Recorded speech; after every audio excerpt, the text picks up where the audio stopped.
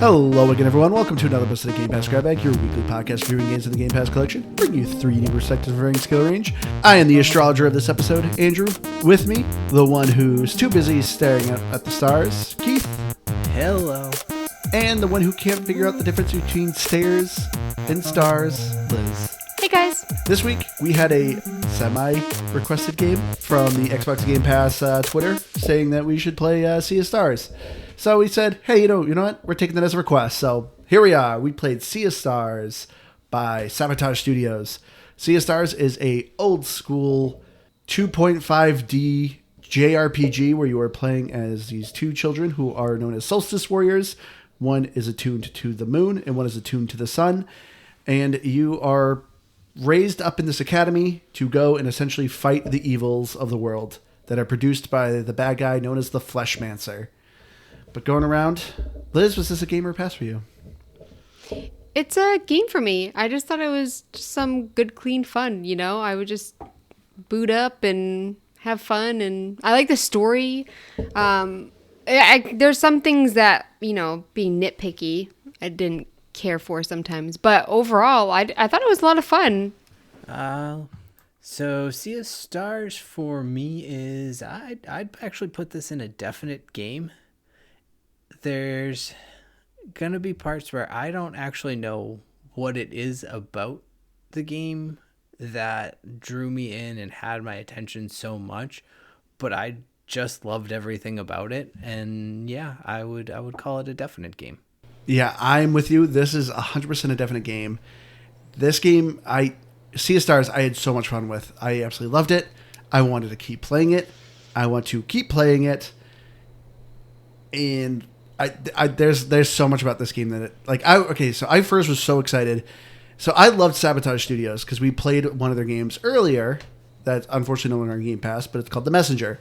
And The Messenger blew me away. Like, I did not expect much from that game, but I absolutely loved The Messenger. And then when I saw on their Twitter saying, from the people who brought you The Messenger, here's our new game, and I got excited. And at first, it originally was only announced for PlayStation, and I was really bummed.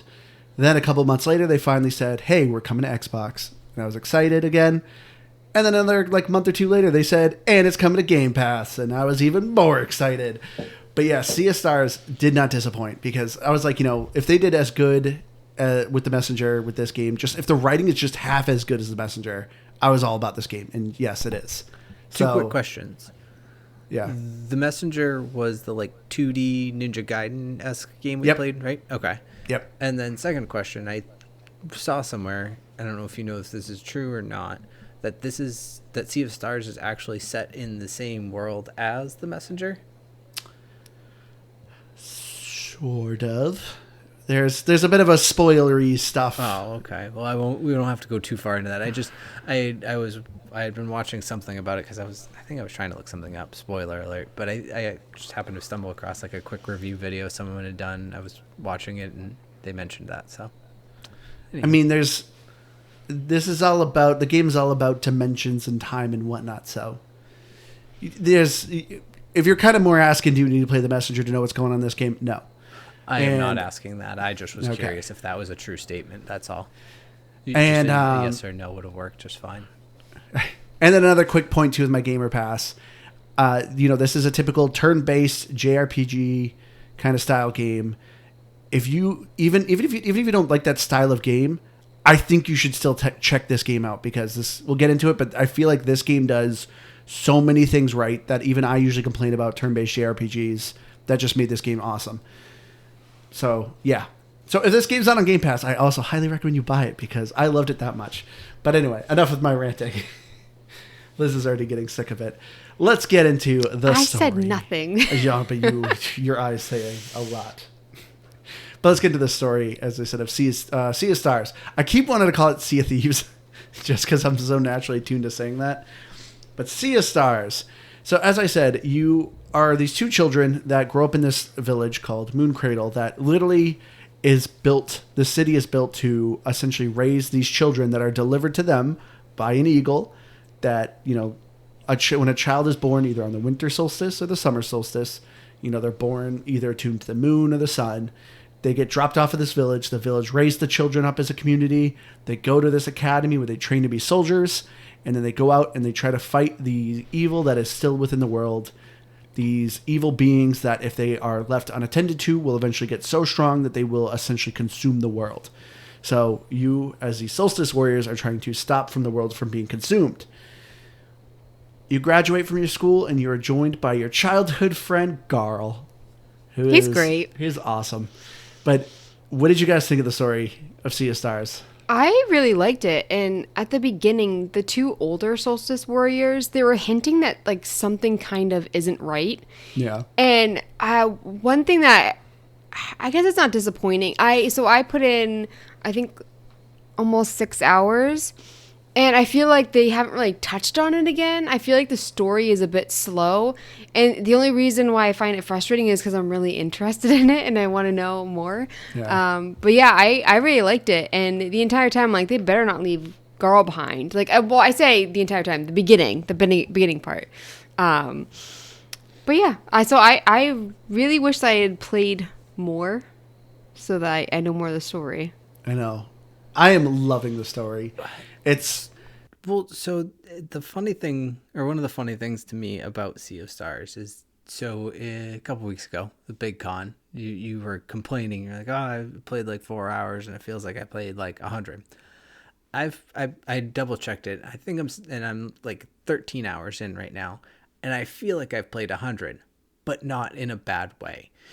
I've just like been drawn into it in a way that it just feels like I've been playing so much. And I will say like a nitpicky thing is sometimes I feel like the story moves a bit slow, but outside of that, I am enjoying the story, which I think that's important. Coming from me, it says something. The I was going to say that, likable. Keith. And yeah, so I thought it was pretty interesting. It's got me invested, and I want to like get more involved in this world.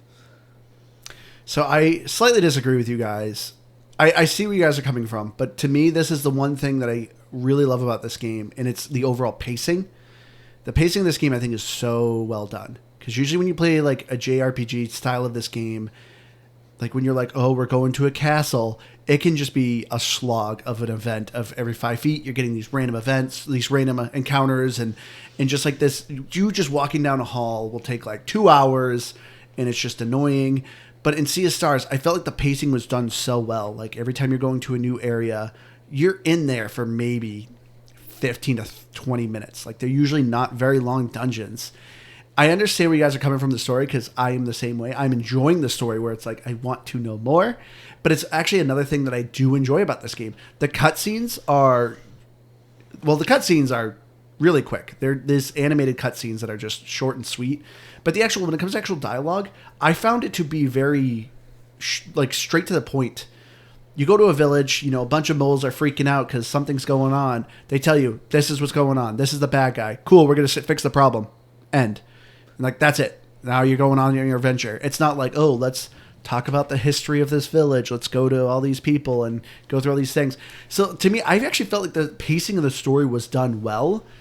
I just felt like I just wanted more because I was enjoying it. And it's like, what's going on? I want to know more of these motivations. I want to know more of these characters. Well, maybe it's a bit much to say that it's slow. I think it's more, I don't know. I think like it was after I beat the Necromancer, even like all of a sudden a bunch of stuff happened, and I was like, it almost felt like I was about to get a scene that was like, welcome to Sea of Stars. Like, you know how sometimes games do that where they give you like an hour of gameplay and then it's like your intro into the game, and you have like that cutscene where said it gives you the title of the game.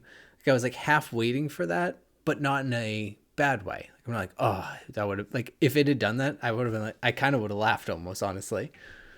But it's just, I don't know, the first good chunk of hours felt almost like a tutorial. I kind of see where you're coming from, Keith, but I don't know. Like, to me, it felt like the game was constantly kind of giving you these small bite-sized stories of these villages that you're going to. And then there's obviously the overall story of you fighting the big bad guy. But that's why I just felt like the pacing was good, because I was enjoying just these small bite-sized stories of you trying to solve the problem of like the village you're in. Yeah, and I don't mean it even as a bad thing when I say that. It's more just I don't know what it was about, like there was just something about like the cutscene of it that I was just, I don't know, it felt like it was just a turning point to introduce the game. I mean, and that's the thing too. I feel like this game's constantly giving you new things to do. So I guess you could say, I can see where you're coming from, where you're like, oh, it feels like I was still in the tutorial, because it's still like, yeah, now you're doing this. Probably now not you're the doing best this. word for it either. Because again, it's not a negative. I can't stress enough that I don't mean it as a bad thing. I'm also wondering, like, how much more we're going to see of some of the side characters that I've met along the way. And I thought it was interesting, the girl with the pink hair, the one that is recording history through her book. Teeks. Yeah. Teeks, yeah. I thought it was interesting that they don't make you do that. Because you have all these monuments. What? You give her the items to record history. That's true. I just thought there'd be more with it. But I also really haven't interacted with her a crazy amount. Like, I have, but like I haven't really gotten to know her character at all or anything. I think she's just there to deliver history, and that's it. I don't think there's really much to her. Oh, okay. Because then there's like the mole person, and it's just like, I don't know if there's going to be more with him. He's the one that was wreaking havoc. Yeah. With the fan. Malcolmund. Yeah. So I'm like, are all these people going to come back? Don't know. Well, you wouldn't spoil it for me anyways, but... No, I wouldn't. Well, no, I probably would, because I know you wouldn't beat this game. I'm not going to beat the game, but there was never a point where I was like, oh my gosh, I have to play the game this week. It was fun. So, I mean, who knows? Maybe I'll go back to it someday. Yeah, well, one of the things I really liked was just the overall writing. I mean, there's a ton of fourth wall stuff, which sometimes got to be a little bit over the top, because you're like, I get it. I don't like fourth wall them. stuff. I don't remember. There's a joke. joke. You mean the archivist? Yolanda. She has that whole dialogue the first time, and it is funny. And so that kind of made me laugh. Yeah, when she's saying like every time you're going to a village more north, you're getting progressively like stronger items or something like that. That kind of made me laugh. like every shopkeeper just has a slightly stronger item, and somehow they all live in a shack but sell you things for 3,000 gold. But yeah, I think it's funny. But she keeps doing it, basically, is like her whole dialogue. So at points... I don't like fourth wall stuff. Oh, well, I just got her name. Her name's Yolanda Fortwall. As in fourth wall. I didn't even catch that, because all she's ever talking about is her middle name. If my middle name ain't whatever... I liked Keenathan, because it sounded like... Keenathan. I loved his name, Keenathan. And if my it's name so isn't hard to Keenathan- say. I know. I like it because it's supposed to be like Jonathan, but it's Keenathan. Yeah, I think so. Like the pirate characters as a whole, I think actually were my favorite characters, at least so far that I've met.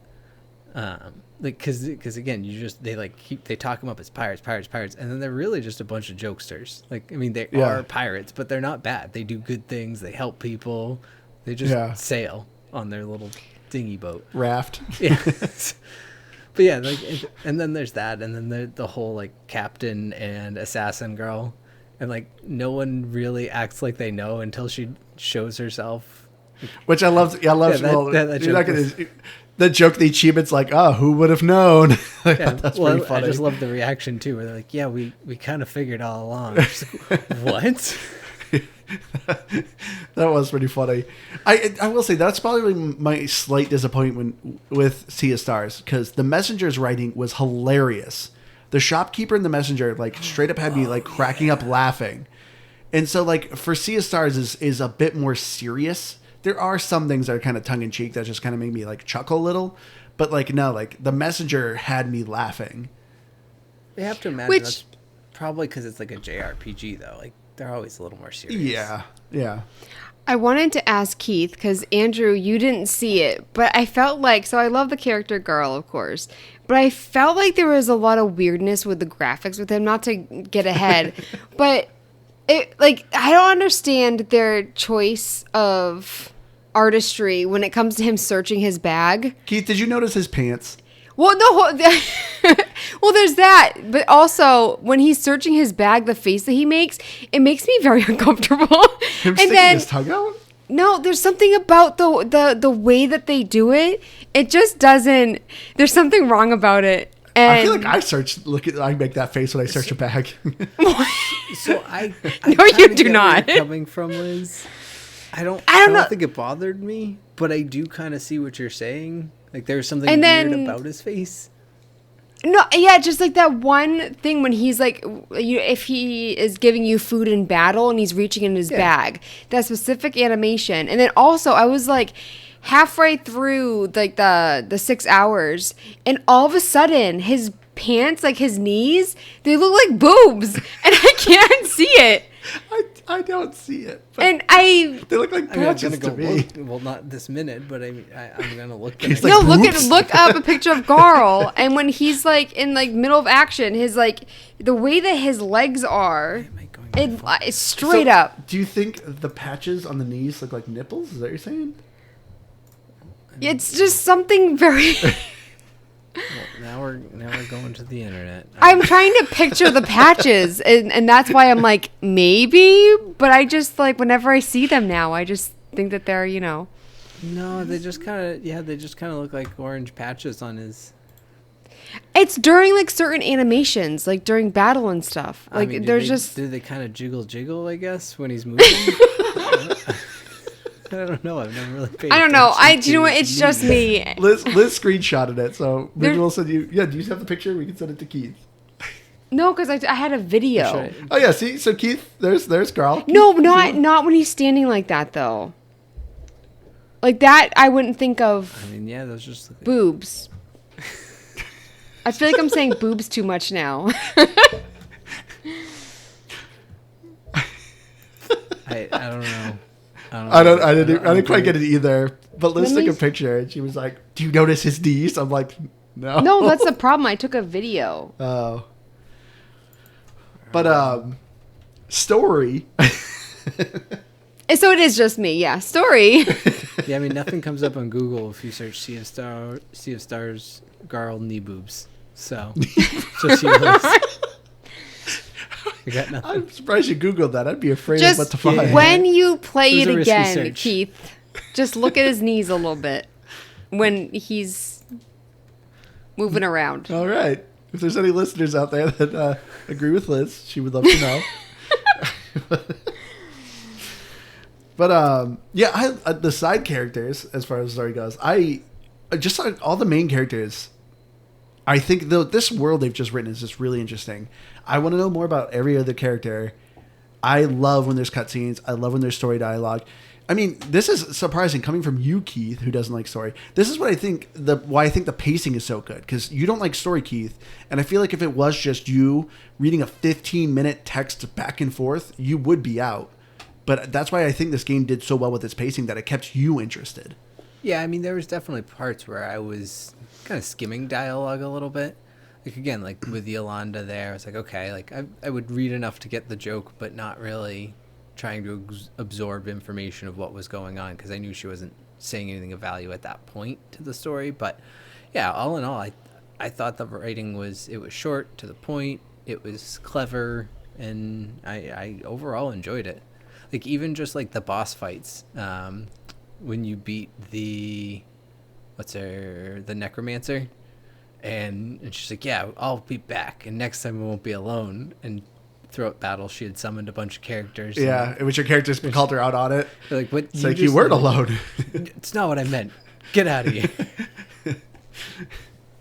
But yeah, so the gameplay, as I said, this is a typical turn-based JRPG kind of style game. You pick your skills, you pick your battles, you fight your enemies, and you level up, and so on and so forth.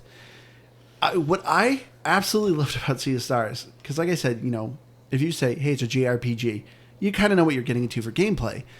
But once again, Sea of Stars does so many choices right, specifically the combat. Even when I love a JRPG, I beat the original Octopath Traveler. Like I put it, that's like a 45 plus hour RPG. By the end of it, I'm still kind of like, okay, this is kind of getting tedious. Usually when you're playing a JRPG, because this is hours long, you kind of get repetitive over and over again. I know what skills I'm going to pick over and over again. I know what characters I like, blah, blah, blah. but the combat is always keeping you busy. And that's what Sea of Stars did so well, because it has a system where when you're attacking, you can hit A again at the moment of point of impact, and you'll actually do like another follow-up attack, adding more damage to your basic attack or your special attack. And then same with blocking. If an enemy is attacking you, as soon as the enemy hits you, you can hit A and do a massive reduced damage of the enemy attack. And this is just constantly keeping you engaged in the battle, in which made battles constantly keep feeling refreshing and just not stale of, nope, I'm just going to do a fireball, up, I win the fight, okay, let's keep going. And go ahead. I loved seeing my improvement with that, especially really with good. blocking. Like, I really struggled at Well, the your beginning. first issue, you kept forgetting that you could block. Yes. You always remembered you could attack, but I haven't kept reminding you, you can block this. Like, block that attack. You're like, oh, yeah. Yeah, and we recently played an RPG, a turn-based game, and the combat was too simple, and I didn't like it. So this was refreshing, but I gotta be mean for a second. Oh, come on. I think you're just still going to bring this up. Because I'm not helping you anymore. No, so I was playing the game, and I forget what it's called. It's not is it the Crescent one or the other one? It's the Moonerang. Yeah, the Moonerang, Valaire's skill. And so I was sitting with Andrew, and he was like, oh, I love doing this one. He's like, I just got the achievement for doing 25. Here, let me see. He takes my controller and biffs it. Like the first, he hit A to fling it, and then it came back and he missed. Like the first one. And I just thought it was so funny. I knew. I was like, "You're gonna bring this up in the podcast." She's like, "Yep." It's like, "Wow, I'm not Because helping you ever whenever again." it comes to helping me, when it comes to like a battle or something, I don't know if it's nerves, but you do usually mess up. Yeah, because I try to impress you. I try to impress the cute girl. It is And I screw impressive up. though. Like Adorable. you really did a good job, like better than me with it after that. But like I just think it's funny that usually happens where like the first time when you're doing something for me, it's like, oh. Because it was, so I should say it was the one with like those little worm guys that can summon. And so his inability to do that caused me to get 6 more of them. And so it was a bit of a bummer. But Liz, that 25. I didn't. Oh, I was. So I swore I thought I had got 25 at least once. I clearly didn't, or I don't know. I didn't count ever enough to prove that I did or didn't, but I thought I would have multiple times because I did get pretty good at the Moonerang. It took me a while because I realized that you could hit deflect a lot earlier than it hitting you, and then yeah, it was more forgiving. like not to put it in the same vein as Rad Ghost by any means, but it had that same type of feel, like where it was almost more difficult the first couple as it was going slower, and then once it got going fast, then it was just like a rhythm of just like quick tapping A. So Yeah. Well, that's how I did it, because like I'd say in my brain of like, oh, I just got to hit faster, and then at a certain point I'm just going like hitting it super quick, and that's how I got the 25. But yeah, overall, I didn't put words to it, so I like the way you explained it. Is the fact that mechanic kept me engaged in the battle, because that is one of the biggest kind of downfalls to any RPG or turn-based RPG is just the ability to just click a button and you strategize a little bit. You look at your points, what do I have to spend to send use this skill, whatever it may be. But there's not a lot outside of that. So this, and like, did you talk about the whole like seal, like lock breaking or seal breaking aspect too? No. So I guess I'll jump into that aspect, is that beyond just having to pay attention to each individual attack or each individual defense, you'd have the moments where the enemy is casting, and it would give you, 4 blocks, 6 blocks, or whatever, a certain Icons. or icons. Thank you. Sorry, there aren't blocks, but whatever.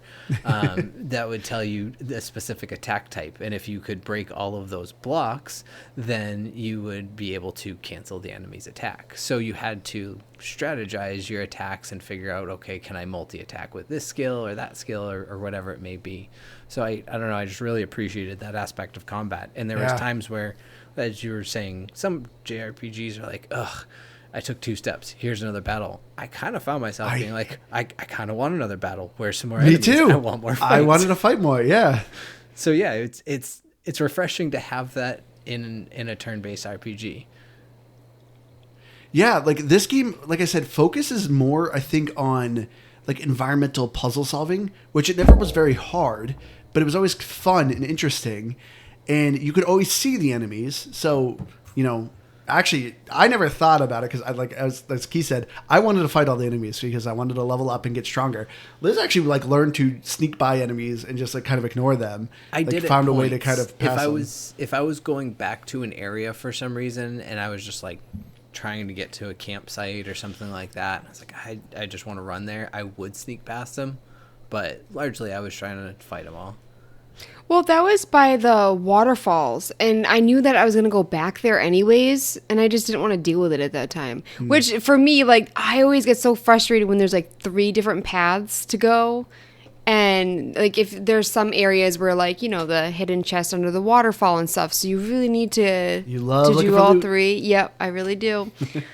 Keith, I was curious what you thought of the in-game game. I forget what it's called, but because I didn't actually play it. Andrew played it on my game because I was actually going to bed, and so I didn't really want to get into it.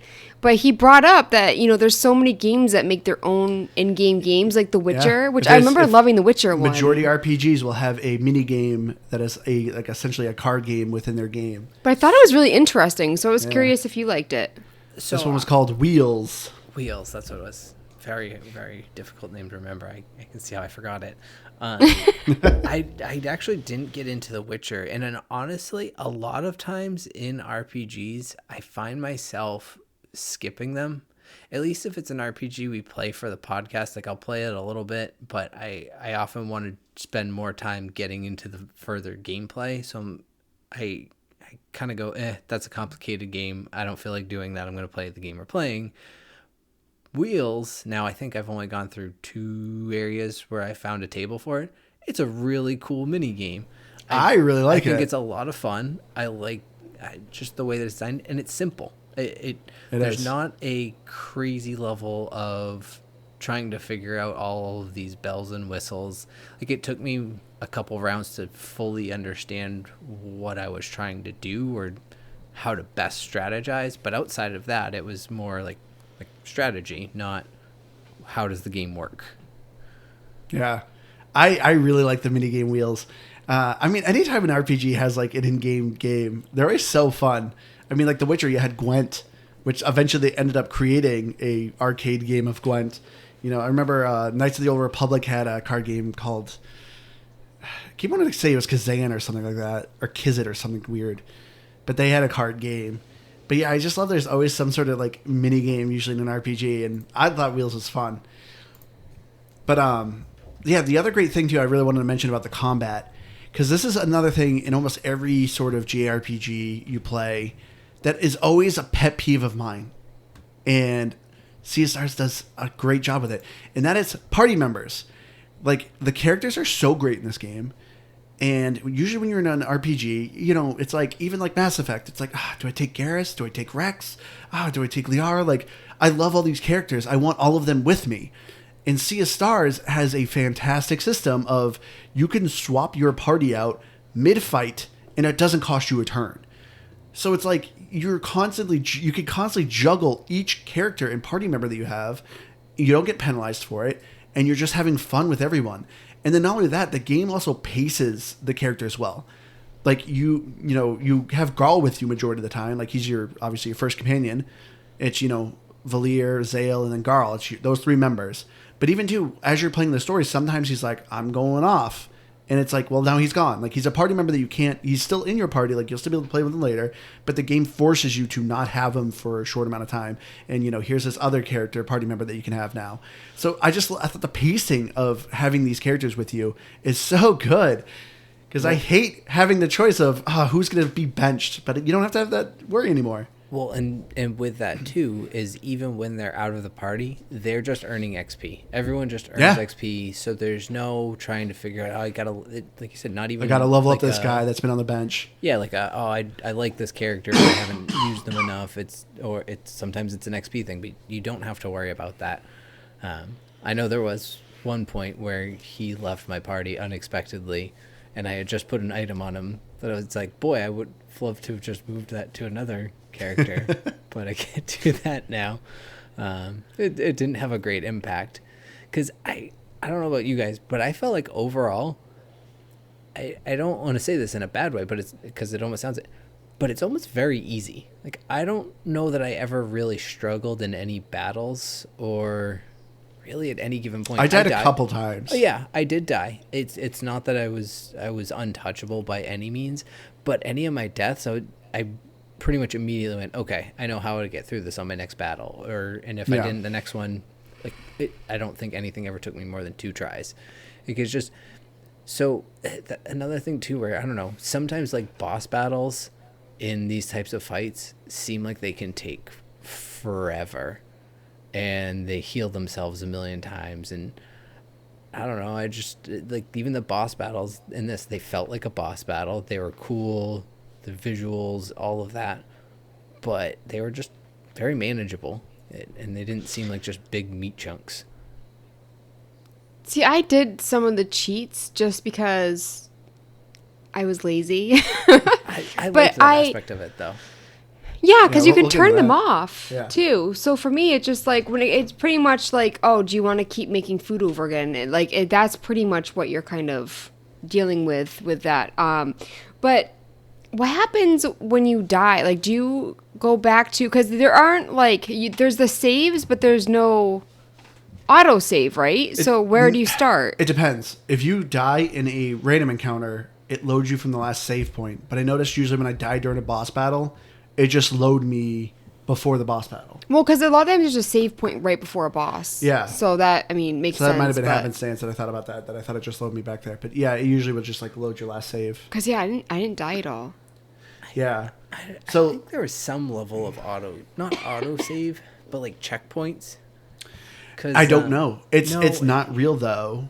I can guarantee. I can tell you this. The little running figure in the corner made me think that there was. Well, no, it would show a book in the corner and it said saving, and I didn't quite get that because there is no autosave in this game. But majority I of my time, I played in the cloud, and I lost about 15 minutes of gameplay because I quit before I got to a save point. Right, but what I think it is I think it's in-play checkpoints, because one of the parts where I did die, actually I think probably twice, it was the one of the maze areas, or not maze areas, but areas where you're just going moving around a bunch of switches and platforms before the necromancer, and I didn't have to go back through like all 3 stages of it. I just had to go back and do the last stage before I moved into like the boss area. And so I think it gives you mini checkpoints, but if I had quit, it would have brought me back to my last save point, I'm pretty sure. Yeah. Because it gives you something a like continue that. and a load game option. So I don't think it goes back to a save point. I don't know. It's a little confusing and misleading when it says saving, but it's not really saving. I don't know. It's kind of odd. So I'm already going to give this warning if you are playing on the xCloud. You know, I usually love turn-based RPGs in the xCloud. But yes, you have save points you actually have to physically save at, because if you don't and you quit the game, it loads to where you were at a save point. So I lost 15 minutes or so. It's just unfortunate, but it wasn't that big of a loss. Like, I was able to get back to it quickly. But yeah, to your point though, Keith, I agree. This game isn't very hard, and once again, this is a thing I love, and I associate it with the pacing. That the majority of the fight I'm doing, like, I did not turn any of the accessibility things on, which we'll talk about in a second. But yeah, this game's not very hard. I died, I think, once or twice in random encounters, but that's because, you know, I just didn't prepare and I got kind of caught with my pants down. But yeah, the boss fights, it was a couple times I died in a boss fight, and I just was like, okay, now I know what I need to do, who I need to have out in the parties, and what part I need to focus on. But that's what I liked about this, because usually in a JRPG, when you're at a boss and it beats you, usually your option is, hey, leave and just keep fighting random mobs, grind, get a couple levels, then go back and try to fight the guy again. But this game isn't, to me, didn't feel like that. I never felt like I had to grind. I never felt like I had to go back and kill a bunch of monsters to level up 1 or 2 more times to take the boss on. And that's what I loved about this game. I wouldn't have minded it because I loved the combat and I wanted to do more fights and level up. But no. But yeah, the relics that Liz was talking about, this is another thing that's great about Sea of Stars is it has like these accessibility options called relics. You first are awarded a couple right at the beginning, and the one Liz turned on was essentially called story mode. Every time at the end of a battle, your characters will fully heal, so you can turn that relic on. There's no penalty either. You still get the same XP. Doesn't lock you out of achievements. And then the other one that I usually turned on was it gave you more of a notification when you did a perfect block or a perfect attack. It didn't help you with it. It just gave you more of a visual cue that you did it right. And so that one I turned on because I was like, oh, that's just kind of something that's nice to see. Yeah, it's like turning as you progress on Halo. Yeah, kind of. And then as you progress through the game, you find shopkeepers and they sell more relics that'll do different things. 20% increase XP for all your party members. Makes shops cheaper. Makes it so you are guaranteed, like you have a 35% chance of doing a perfect block, even if you're not trying to perfect block. So like it was really cool that the game wasn't just like right off the get-go, here, do you want to make this game stupid easy? Turn on all the things, there you go, and just sit back and relax like we've played on other games, like Ikenfeld, where it let you auto win, like that gave you it right away. And Sea of Stars, it kind of forced you to at least try. At least play the game and try. And if you are struggling and you get to, the third town, then maybe you can buy the relic and kind of make it easier for you. So I thought it was a really neat idea to at least like not let you cheat and cheese right away. Didn't you say that there was a shopkeeper that's kind of hidden that gives you relics that make it harder? Yeah, there's a hard relic. Did you do any of those? No. I was tempted to because as Keith said, it was like, oh, this wasn't too hard. I just didn't want to because for the sake of this podcast, I wanted to know more of the story and I wanted to progress more. So I just didn't want to slow myself down. Because like I said, I still was dying on some boss fights. So that's for me. I was like, I just don't want to get infuriated. But yeah, there was a shopkeeper that did like, you got like 40% increased damage received. Another one where it's like, you can't, I think, cancel spells from enemies or something like that. Is that the secret? But yeah, I thought it was interesting that. Yeah, under the dock, he sold hard relics. Okay, because I was gonna say they even have, I guess, like in between ones, because I think it's the one that's like does the auto block for you, but it gives you, it's like 40% reduced damage on your bonus hits. So it doesn't even give you the full reward. So it kind of balances out even some of its accessibility features, which I like because it makes the ease of play there, but it doesn't just, like, as you said, kind of auto win it for you. You still have to do at least a little bit of the work. But yeah, the relics were such a fun idea. There really is. There's a lot of gameplay because I'm 12, 13 hours in, and I still haven't even hit. I mean, I don't know how big of a mechanic it turns into, but you rebuild a town, and I didn't even touch that. So that's like, what the shells are for, right? Kind of a little bit. Oh, you're finding these rainbow conch shells that you kind of use to help build the town. The building of the town was a little disappointing. It's more of a phrase that you build a town. Well, slightly like that. You do go to other towns, and there are some NPCs you can recruit to move to your town. But the town building in quotations was a little disappointing. I was hoping for something a little more in depth, but it's more just, you built a town.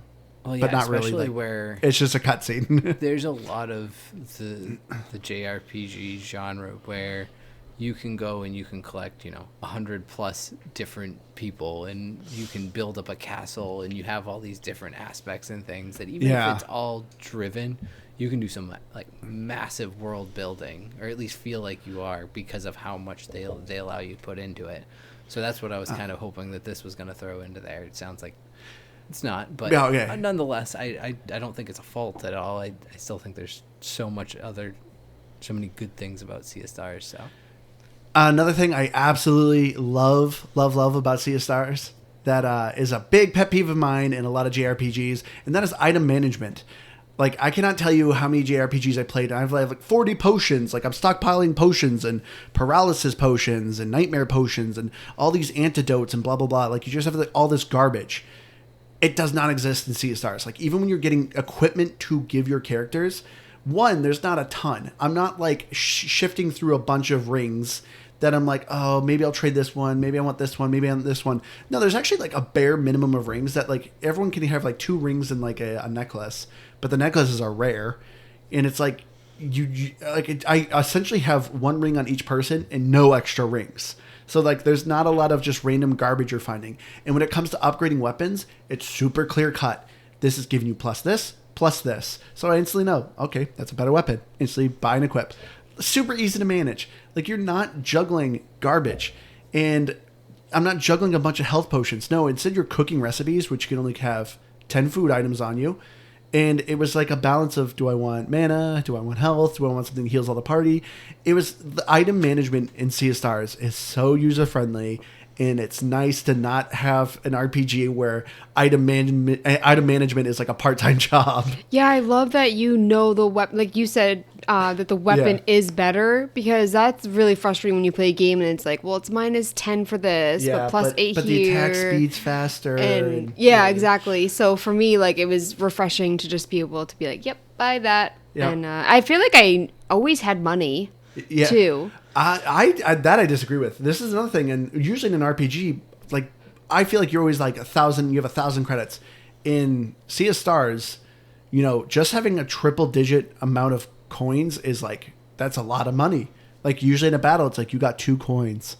So it's like it's weird to have actually like a game where its economy isn't like, oh, I have 1 million gold by the end of the game. Like no, it's like no, you're given like 2 gold every time you win a fight. Like it's really just pennies. Maybe it's because it's where I am now. But whenever I finally find a shopkeeper, like I have the money to buy everything that I want. Well, yeah, because I'm also buying food ingredients because I'm actually healing my party members cooking the food. You weren't as much because that's very true. And so I feel like I just have way too much food that I'm not using. So yeah, that's a fair point. The thing is though, I don't even use that much food, so I don't have the auto heal turned on, but I rarely heal outside of battle, and that's you will when you get farther, and that is possible. But at least so far as I've played now, I've largely just relied on the healing of my characters, and in a lot of ways you can heal yourself up before you finish off a battle. So so far it's very forgiving on that. But other question I have. Like the other great thing is whenever you level up, you are given 4 points and you pick one. So it's like, hey, your character level up. Do you want to get extra attack, magic defense, physical defense, or health, like or mana points? Like it's random, 4 different attributes you want to select. I don't know about you guys. I was building my characters as glass cannons. So if I ever have the option for attack or magic attack, I always selected that. I started doing that after you said that, but I would go between health. What? I regret my choice though. Well, so I'd go either health or attack were my main 2, but I actually loved like getting more and more health for them. Yeah. To have that kind of safety net. So I'd say at this point it's probably about 50-50 for me. So I'm not gonna say I did it properly or well, but I did effectively try to like build each character as I saw them. So for Valere, I saw her kind of more, more of like a battle mage. So I focused more on the physical attack, heavier. Well, she was a battle monk. Or battle monk, I'm sorry. So I don't know, I saw it more physical damage. So I went with her more physical attack. Zale. I always forget his name. Zale, I built more magic because he had that magic sunball, which was awesome just without a lot of magic attack built into it. Garl, heavy defense and health, and I was kind of balanced with the Sheer, the pirate. Saray, I thought her name was. Sheree? Yeah, I think Sheree maybe. Something along those I thought it was Saray. I thought it was supposed to be kind of like as in serrated. Maybe. The captain assassin person. There you go. Yeah, so I kind of balanced her out a little bit, and I'm guessing you get at least 1 more companion, if not more. You get 2 more. Okay. So I haven't done anything with them yet because I haven't got them, but that's how I've sort of built when I can. And, yeah. So, as I said, I did glass cannons, and as you said, Keith, of like, oh, I could just kind of heal in-game in the fight at the end. I was doing that for a while, but after a while, my characters were getting so strong that, 1 hit would take like a quarter of my health, but I could finish a fight in like 2 or 3 turns. So I actually wouldn't even have time to heal in the middle of the battle because I would finish the battle so quick. And then I was like, oh, I kind of regret this choice of making them too strong. Well, but I love the simplicity of leveling up. Too. Yes, the knockout. Thing. when your characters get knocked out, it usually 2 turns and they revive themselves. Super nice. I love that feature. And it adds more stars, right? Yeah. If they keep getting knocked down. But that's what I like too. Is it like, yeah, you might lose someone for a while, but you can really like string along a battle, especially if you have, like for me, if Garl was the last one left alive and either he hadn't really been hit hard that battle, he's got like 75% of his health, and I can take a lot of hits with him. I can usually get myself by, especially one heal from him heals himself up. So I don't know. I found myself able to do it, but I also have not gotten as far as you have, Andrew. But I also have built more defense to my character. So I think I might have a little better luck on that. We'll see. Yeah, I don't know. It was one more aspect of the battle that I really liked. All right, but we need to keep moving because there's a lot I feel like I talk about the combat and stuff. The gameplay of Sea of Stars is just so good. But the other thing I really want to talk about that I absolutely loved, and that is the graphics. Specifically, the color palette choice of this game. This game is beautiful. Like, it is so refreshing to play a game that has, like, bright pinks, neon blues, and oranges. It is a bright, shining, colorful palette of a game.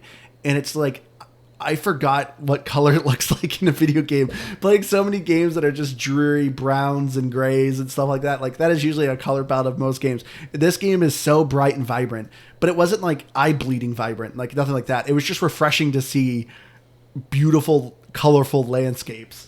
Yeah, I agree. I liked the cutscenes. I liked the gameplay graphics. Anime style. But I will say, every once in a while, it reminded me of Stardew Valley. Like, the way that they placed landscape. I can see that. But Like the trees and stuff. Yeah, and not in a bad way. But I just, like, every once in a while, I thought of Stardew. But yeah, overall, I really like the graphics. Except for what I mentioned earlier. And not that I don't like those weird Garl things, but it is a little weird. Garl's girls. What? The girls. Oh. No, I 100% agree, because even with it having a good amount of like bright, cheering colors, it wasn't all that either. You still go into the Necromancer's swamp there, and then you still have, but still has nice neon greens to it. Well, that is true too. But it's not all bright colors though, and then it's not. There's bad things that happen at a point, and it's not all just a bunch of destroyed buildings.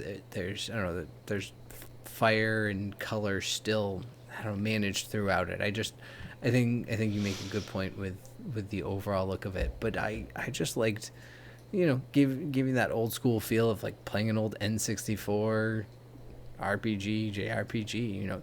Like those were the days I felt like I played the most of those, and so playing that style just always has a little bit of nostalgia for me. Yeah. And a lot of people, I'm sure. Or just me personally. Only me. I also like that, everything that you can interact with, it was very obvious you could interact with it. And same with chest. and same with like, it's like, oh, I look like I can walk over there, and then there is a secret. So I felt like even from a new perspective that it wasn't too hard. Yeah, even like you could interact with just about any bookshelf, and they just kind of have some dumb comment about it or whatever, like some old books or whatever. But if there actually was something there, it would have a little sparkle to it, I noticed. Yep. Oh, are you going to bring up the name of the boss that you were surprised by? Because, you don't have to say what it is, but like I said earlier, it's just, some good, clean fun. And then Andrew like showed me like, this is the name of one of the bad guys, and it's, the bad guy's name is literally Boulder Douche. Oh, Boulder. Which is funny because it's literally a rock guy that's also a DJ. It's just like, this is actually a lot of the names of the enemies were pretty funny. There was one of like a wizard. Yeah, the mermaid wizard, but it wasn't. It was like wizard, wizard or something. Moth wizard. Yeah, it was something weird. Yeah, but I think it's just like a little bit of the humor of this game, and I loved it. It actually kind of surprised me. Yeah, and it's so subtle because, like, usually. Geodude evolution. We don't talk a lot about using these words, but in a game that's going to use the humor of using something like douche, it's going to be like so like more slapstick, and I don't know. I think of High on Life and that type of comedy. Yeah. But there's like nothing else like that throughout the whole game. There's just one random joke of that, and they just pass over it like it doesn't exist. And I think part of it is because I would have caught pays it. attention to enemy names, so they're just like, we can just throw whatever the heck we want in the enemy names, and no one's ever gonna notice. And it just felt like a fun little joke that they had with themselves. Yeah, I fully agree. Because I surprised I caught it. It's like when I finally crossed over the enemy to select an enemy, I noticed, I was like, wait, is that the name of the enemy? Yeah, like I could see that being like them sitting around playing it as they're building, and just someone's like, the stinking boulder douche again. And they're like, that's the name now. But it's so funny. And that's what I like too. Like the game, it has these slight humors to it, but it is also, as you said, Keith, pretty dark. Like some of the monster designs are very grotesque and fleshy, and some of the story elements can be pretty dark. Like when I don't think you got to the part, but you find a gorilla matriarch. I sent you a picture of a comical section part of it, but when you found the story of that area, it's actually pretty dark, and it's like, okay. But that's what I enjoyed about the game. It's like it's bright and colorful, but it's not like, it's all happy and sunshine. It's like, no, there's some pretty sad elements to this game. But all right. But the other thing that's so good, and I remember I loved it originally too with The Messenger. The music in Sea of Stars is so good. I love this soundtrack. So I saw in the trailer. I'm going to butcher the guy's name because unfortunately I'm not very good at Japanese names. But they actually got the composer originally from Chrono Trigger, which a lot of people always said, this game looks a lot like the old school JRPG Chrono Trigger. But they got the original composer, Yusunori Mitsuda. So he actually did a good amount of the composing in this game. But, I mean, there obviously is a lot of soundtrack elements I noticed from The Messenger. Because there's an autumn level in The Messenger. I specifically remember the music from that because I remember I loved it so much. And I noticed there's a lot of sound bites from that in an autumn level in Sea of Stars. But yeah, the soundtrack is so good. You can play this game without headsets because there's no voice dialogue. But I wanted to have my headsets on all the time. And that's the thing too, when it comes to JRPG, this can grate on me so quickly is like battle music. The Cassette Beasts. I remember we played Cassette Beasts, which is another kind of a turn-based RPG. I got so sick of the battle music. I got so sick of it. But in this, no. I was okay with the battle music, the victory music. Nothing got grating in this game. See, I know you disagree on one. Well, no. So I did like the music. There was one day that I played, and when you got to the Mole Village. I was grumpy when I was playing, and there's this like really just loud music playing over and over again because it's through the dialogue. Once the dialogue ends, it's over. Yeah. But it overstayed its welcome because I was grumpy. And yeah, it was only because I was grumpy. But then there was this one song that reminded me. What? When Garl shows up? Oh, no, never mind. The song when Garl shows up and he's talking, I'm like, I was sitting there dancing while you were listening to it. Oh, I love that song. I don't know which one you're talking about. But there was one song that reminded me of Gilligan's Island. Oh, yeah. The theme song. Yeah, and I just couldn't stop hearing it, and but that's a positive. I was like, I haven't thought of that show in a very long time. I haven't either. But I don't think there's a lot of reasons for me to think of Gilligan's Island. Why haven't they done a remake of that yet? Everything they've done, that is a prime remake show. Anyways, yeah. I mean, I wouldn't want it. Oh, would you want another Gilligan's Island? All over that. Do you know how? I'm not trying to shame anyone based on their age, but my parents would jump all over that. They would be on CBS every Tuesday night watching the new Gilligan's Island. I'll tell you that. So see, I think it's even old. Like, didn't it come out in the 60s? I think so. Maybe. So that means it's actually like more for like our parents. Our grandparents, is what I mean. I mean, there is a Gilligan remake. It's called Survivor. Oh, you mean Lost? No. I think mine joke was better. Anyways. That's weird to think about that it came out when like my parents were kids. That's weird to think about. Like it's that old. Aren't all the actors dead at this point? No, I think Ginger's still around. Yeah. I could be wrong about that.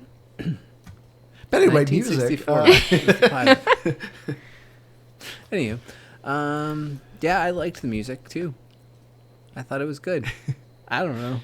I did listen to it, and it didn't bother me, and I liked it. I don't think it stood out to me as much. I was just having too much fun fighting bad guys. See, this week I was editing the newest episode while playing this game, and it made me sad because I was like, I'd rather be listening to the music right now. Not that I don't enjoy our podcast and editing it, but I was like, I love this music so much. I really wish I could be listening to it right now. You would rather listen to that music than hear Liz talk.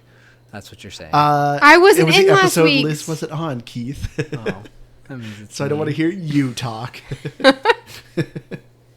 Oh, but yeah, the music is absolutely fantastic. As far as achievements go, though, it's sad. Yeah, it's. I mean, Andrew, you put a lot of time into it. You're at 215 out of 1,000 with 13 achievements. Keith, 110 with 7 achievements, and I'm 35 with 3 out of 42 achievements. That doesn't like. I was actually surprised that more weren't popping up. I think it's disappointing. I mean, it's not for quick achievement hunters, but as far as achievements go, they're not too hard. I will give a warning. Don't look at the secret achievements. There is a pretty significant spoiler that I saw, and I was like, I wish I didn't see that. Wait, is it is it a secret achievement? Yes. Oh, okay. But majority of the secret achievements are story related of just beat this guy, beat this guy, beat this guy. So there are, as far as I could see, any missable achievements. There are a couple of achievements that are revealed that are to like find every treasure. Like that's a bit of a work. But once again, there is an accessibility relic you can get where you get a treasure finding parrot, and it'll tell you, hey, there's treasure on this island, search in this area. And it kind of gives you general idea as to where treasure is. So to get that achievement, cool. You just turn that parrot on, and he kind of gives you a guide as to where to go. But yes, if you don't want spoilers, don't reveal the secrets. Just beat the game. And then if there's any secret ones, reveal them, because I don't think any of them are missable, like I said. It's not, in all fairness, most secret achievements are pretty lame. Yeah. And they're missable. So it's like, I don't why remember is the this last time there was a spoiler in one, so. It's been a while. But it makes sense. This is a story RPG, so. I feel like now that they've put the like unhide feature, I think more and more developers seem to be using it appropriately and just putting story achievements behind hidden and not things you can miss or, you know, kind of be collecting or whatever, or be pointless to be hidden. So, I don't know. I tried not, or I don't want to say I try not to. I don't do it as often as I used to with the unhide feature on newer games, I find. Cause I just assume it's going to be story. I always at least try to do it. Also too, since we've been talking about accessibility, I do want to bring up our Spotify question that I had up last week, which I thought was very interesting. So I asked everyone, you know, do you think games should have a difficulty setting for accessibility reasons? 20 people voted, and 9 said yes, 11 said no. So it's actually pretty split even. Like, I can see both argument sides of this of it as a developer, it would make sense to have difficulty reasons, like settings, to have people more play your games.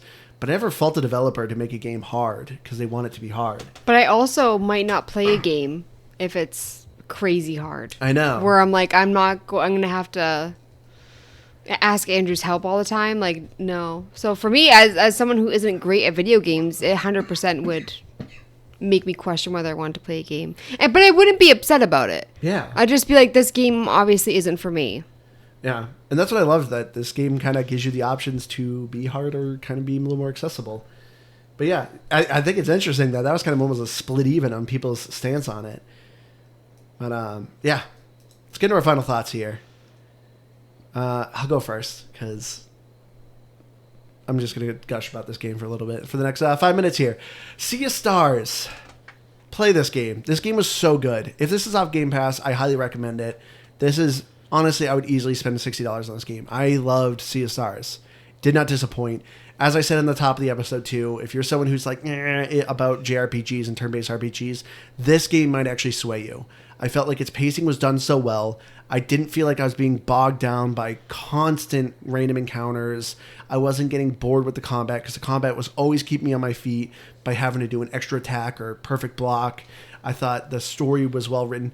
My only complaint about the story is there's some characters' motivations I'm hoping it's fleshed out more by the end, but the way they explain their motivation, I was like, this makes no sense. Like you want to cause more death and destruction for really lame reason. I don't know. To me, I think there is more reasoning to it because I did see at least a background story that's kind of shedding more light on it. So I'm hoping it fleshes more out. But that's my only complaint as far as the story goes. I thought the pacing overall was really good. I thought in typical RPGs, you're reading a lot of text, but I thought the texts were short and sweet, no more than just a couple minutes long. The music is top notch. The graphics are fantastic. The boss designs, the environments, the characters. I loved Sea of Stars. This might be my game of the year. I loved it that much. Sabotage Studios did it again. I'm giving it a 95. Check it out. It's good. Wow.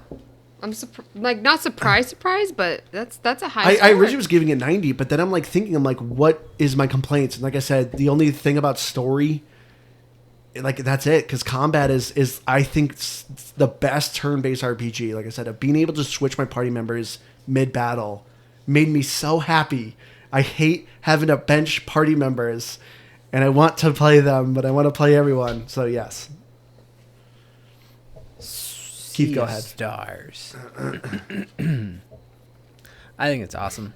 I don't do a ton of turn-based RPGs, partly just as I've stated in many episodes of this podcast, I don't typically have a lot of patience, and I like to just run and gun, and it's just it's good for my style. But I had so much fun with this, and I think that it's exactly what Andrew had pointed out, and I agreed with earlier, is that the battles are actually engaging without needing to be like a tactical RPG, where tactical RPGs are very engaging because you're moving around, you're doing all these things, but I don't do well with them because, well, I don't know. That's just a whole nother conversation. but yeah, Sea of Stars is just, it's a ton of fun. I loved really everything about it. I know I said that it felt a little bit slow, but it wasn't even in a bad way. It just, there was something in the feel of a moment where I don't know, thought I was going to be opened up to the game 10 hours into it. But all that to say is I didn't dislike my 10 hours leading up to it. I didn't feel like I had wasted all this time. So yeah, I think if you're not typically a huge turn-based fan and you want one to get in, get your foot in the door, pick up Sea of Stars, especially while it's on Game Pass. It's a ton of fun. I don't think you'll be disappointed. I would say a 92. It's hard because right where I'm at, I feel like the game is going to open up even more. It does. So it's like I have to kind of keep that into consideration as well. And I did enjoy it. I think I'm going to give it a 91. It's so hard. Like I said, I feel like I'm just at the line where it's going to get even better. And yeah, when I think about things that I don't really like about it, I mean, there's not a lot. So sorry to pause you. I forgot to mention of Time to Beat. I usually do that during the achievements, but real quick, yeah, you're looking between 28 to 35 hours. So it's a relatively decent sized RPG, but it's not crazy long. But yes, Liz, from what you're saying, it does open up. Yeah. So I mean, I definitely didn't like it as much as you guys, especially Andrew. But yeah, I think it's a good game. And looking at Metacritic, Series X 89 and 8. But it's weird. I felt like a lot of the things that people were complaining about were things that other people praised it for. So, for instance, pacing. Some people felt like the ending was rushed. Some people thought the story was perfect. Some people didn't like the music. Some people loved the music. So I definitely didn't see anything, really indicating something wrong with the game kind of thing, because it's more just people taste. Yes, yeah, that's fair. Does the game kind of become a little bit open worldish, or at least you can free travel? Yes. Okay, and see, I think that's where the point I'm at, and I think that's kind of what it is. It's all of a sudden I know that the game's about to just become so much bigger that it feels like everything I did was almost just an introduction to all of a sudden meet this open world or the next big thing. And that's where I go back to just defending my statement. I don't see it as a bad thing. It's just I think that's what it was in particular, that I know I'm just like on the cusp of this big moment in the game, and I want to break through it. I like it. It's fun. Yeah, you get a ship wanna and end you can this start to podcast so sail I the can go play more. seas. Okay, bye. All right, everyone. That's gonna do us for here. If you, like I said, if you want to join us on our Discord, I'm a dumb butt, and I just realized that I did not create a permanent Discord invite. I did fix that now. So if you go to GamePassGrabBag.com, you'll find all our links, including our link to our Discord. We record every Tuesday around 8:30 p.m. EST. So if you want to come listen to us live record and interact with us, feel free to.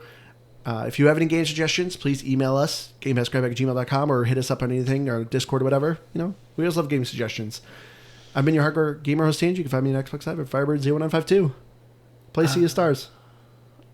I've been Keith, and boy, do I have a task this week. I've got to rate Xbox Game Pass. That's You gotta read Xbox Game Pass No pressure. Twitter. 9.7. I don't know. They're not actually going to even listen to this, so I hope they do. That would be kind of cool, though. So if you do listen to it, you're a 10. I'm Liz the Noob Gamertag, coming on Dean. I'm on Twitter and Instagram at Liz the Noob, NoobBusyW. It's because I know that You're on camera now. I'm excited to. I know. I realize I probably shouldn't have worn pajamas, but Why? I'm wearing pajamas. I was just thinking that. I was like, this is really professional. Oh, okay, good.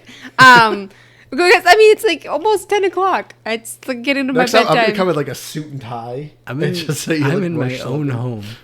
That's it. I'm gonna stream in a dog suit. Classic. I know. I'm not. I took my bra off for this, so. That's true. No, I'll just have I'm Madison really in his excited to dog listen suit. to last week's episode because I haven't heard it's Donnie, right? Yeah. I haven't heard Donnie's voice, and so it's weird hearing somebody talked about and then not knowing what their voice sounds like. So I'm excited to listen to that. Yeah. Who knows? Maybe one day we'll actually start also recording these, video record these and put them on YouTube. I think we're gonna need a better camera. Yeah. We're looking very yellow. In a better room. A better face. I love Andrew. Keith's background. Keith, you need better internet. As he froze. I know, I saw that As he too. froze his I don't see any issue with mine. You guys aren't frozen. I'm moving just fine. I think we're going to need a weigh-in from Javier on this because he's watching both of us. So you can tell us whose fault this That is. was really funny. I was like, "Are you frozen?" All right, everyone. We're going to end it here. We love you all. We'll see you again next week. Bye, guys. Bye.